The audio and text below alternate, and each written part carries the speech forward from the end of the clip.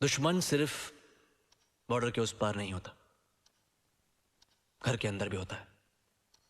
घुन दीमक बन के जीता है। दुश्मन हमेशा बॉर्डर के उस पार नहीं होता है और हम देख पा रहे हैं कि ये चीजें सच होती हुई दिखाई पड़ रही है। आज सुबह दिल्ली पुलिस ने न्यूज क्लिक के अलग अलग लोकेशंस पे छापेमारी की और बहुत सारे जर्नलिस्ट जो कि न्यूज क्लिक से एसोसिएटेड है, जिसमें कि अभिसार शर्मा भी आता है, और न्यूज क्लिक के एडिटर के साथ साथ और भी जर्नलिस्ट को डिटेन किया। अभिसार शर्मा को डिटेन करने के बाद ही ट्विटर के ऊपर ये बौछार आ गया कि इंडिया के अंदर डेमोक्रेसी का मर्डर हो चुका है, इंडिया के अंदर जर्नलिस्ट को टारगेट किया जा रहा है, इंडिया का जो प्रेस फ्रीडम इंडेक्स है वो बहुत खराब है, सिर्फ इसी कारण से क्योंकि बार बार जर्नलिस्ट को टारगेट किया जाता है। लेकिन इसकी जो सच्चाई है वो बहुत अलग है। कुछ महीने पहले जब मनीष कश्यप को अरेस्ट किया गया था और जबरदस्ती उसके ऊपर एनएसए लगाकर उसे जेल में सड़ने के लिए डाल दिया गया था, मनीष कश्यप की सिर्फ यही गलती थी कि वो कमजोर लोगों की आवाज बन रहा था, करप्शन के खिलाफ आवाज उठा रहा था, और करप्शन करने वालों को ये हजम नहीं हुआ।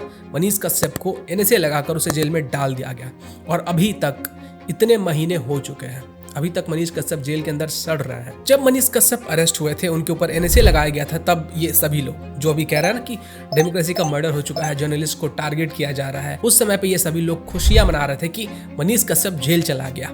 अच्छा हुआ मनीष कश्यप जेल चला गया, क्योंकि ये तो करप्शन के खिलाफ बातें करता है, ये तो करप्शन के खिलाफ आवाज उठाता है। लेकिन आज जब एक ऐसे न्यूज पोर्टल के ऊपर रेड हुई है जिसके कनेक्शन चाइना से है, चाइना से पैसे लेते हैं और चाइना की व्हाइट वॉश करते हैं, हमारे देश के खिलाफ काम करते हैं, उनके ऊपर रेड होते ही ये बिलबिला चुके हैं। और आप देखिए कि पाकिस्तान के जो लोग हैं ना, वो कैसे इसके सपोर्ट में आ रहे हैं। पाकिस्तान वाले कैसे कह रहे हैं कि जो फवाद हुसैन है ये कैसे कह रहा है कि इंडिया के अंदर प्रेस फ्रीडम इंडेक्स खराब हो चुका है, जर्नलिस्ट को टारगेट किया जा रहा है। ये भिखारी हमें बताएगा कि हमारे देश में हमें क्या करना चाहिए, क्या नहीं करना चाहिए। इसको पहले अपने बम बनाने के तरीके पे ध्यान देना चाहिए, कहीं बनाते बनाते खुद न फट जाए। एक भिखारी को दूसरे के घर में ताक झाक नहीं करना चाहिए, उसको भीख मांगने पे फोकस करना चाहिए। 2021 की बात है, पहली बार ये जो पूरा न्यूज क्लिक पोर्टल है ये 2021 में रडार के अंदर आया था। ईडी ने जब छापेमारी की थी तो बहुत सारी चीजें निकल के सामने आई थी। बहुत सारे पैसे चाइना से न्यूज क्लिक के पास आ रहे थे किसी और के थ्रू, और इसमें एक व्यक्ति इन्वॉल्व था जो कि यूएसए का मिलियनर है और इसका नाम है नेविल रॉय सिंघम। अब नाम से आप कंफ्यूज मत होना, इसका सिर्फ नाम ही सिंघम है,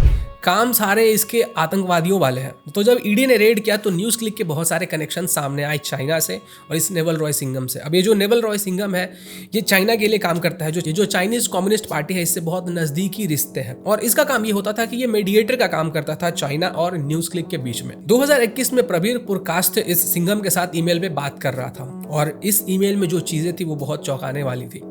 इस ईमेल में बात किया जा रहा था कि चाइना किस तरीके से अरुणाचल प्रदेश को अपने मैप में अपना पार्ट दिखाता है और हमें इस चीज के ऊपर ध्यान देना चाहिए, ये हमें मिस नहीं करना चाहिए। इन शॉर्ट अगर मैं आपको बताऊं तो इस ईमेल के अंदर बातचीत हो रही थी कि अरुणाचल प्रदेश का जो बॉर्डर डिस्प्यूट है उसको कैसे चाइना यूज करता है। अब आप ये सोचकर देखिए कि न्यूज क्लिक का न्यूज एडिटर एक ऐसे व्यक्ति से बात कर रहा है जो कि चाइनीज कम्युनिस्ट पार्टी से एसोसिएटेड है, यूएसए का मिलियनेयर है, जो कि इंडियन भी नहीं है, और उससे ये सब चीजें बहुत ज्यादा सेंसिटिव इन्फॉर्मेशन के ऊपर बात कर रहा है। ये हमारे देश की सुरक्षा के खिलाफ है। और इसके साथ साथ आपने देखा होगा कि जब कोविड आया था तो उस समय पे कैसे ये लोग चाइना को व्हाइट वॉश करने की कोशिश कर रहे थे। जब ये लोग कोई न्यूज आर्टिकल छापते थे तो उसमें चाइनीज वायरस नहीं लिखते थे, उसमें ये लोग लिखते थे कि ये इंडियन वेरिएंट वायरस है, और इससे हमारे देश का जो छवि है वो कितना खराब होता है आप सोच भी नहीं सकते हो। जो भी भारतीय विदेश में रहते हैं उनको रेसिज्म फेस करना पड़ता है।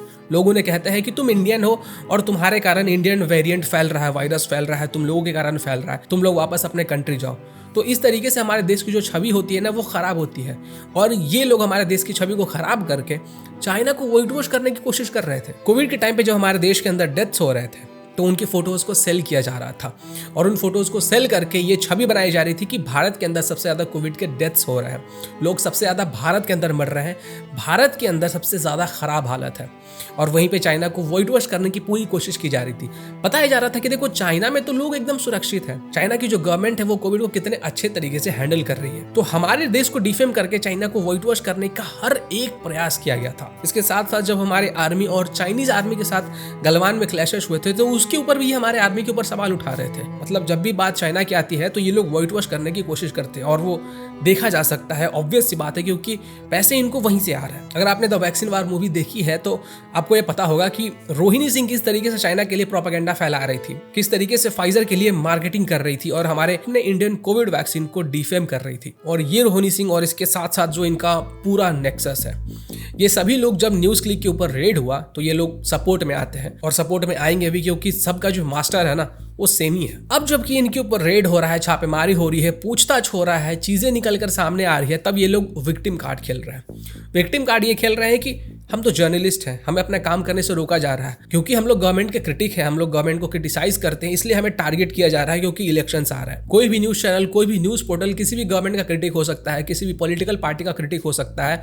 और सबके अपने अपने पॉलिटिकल आइडियोलॉजीज होते हैं। लेकिन इसका मतलब ये तो नहीं होता है कि कोई चाइना जाके पैसे लेगा, चाइना को सपोर्ट करेगा, और जब भी बात इंडिया और चाइना की आएगी, बॉर्डर्स की आएगी, स्टेट डिस्प्यूट की आएगी, तो चाइना को व्हाइट वॉश किया जाएगा, उनका प्रोपेगेंडा अपने आर्टिकल्स में पब्लिश किया जाएगा। आप किसी भी आइडियोलॉजी के हो सकते हो, आप लेफ्ट सपोर्टर हो सकते हो, आप राइट सपोर्टर हो सकते हो, लेकिन at the end of the day आप क्या हो? अगर आप एक सच्चे भारतीय हो, सच्चे इंडियन हो, तो ऑब्वियस सी बात है कि आप इन लोगों के खिलाफ आवाज उठाओगे, क्योंकि ये हमारे देश का सवाल है।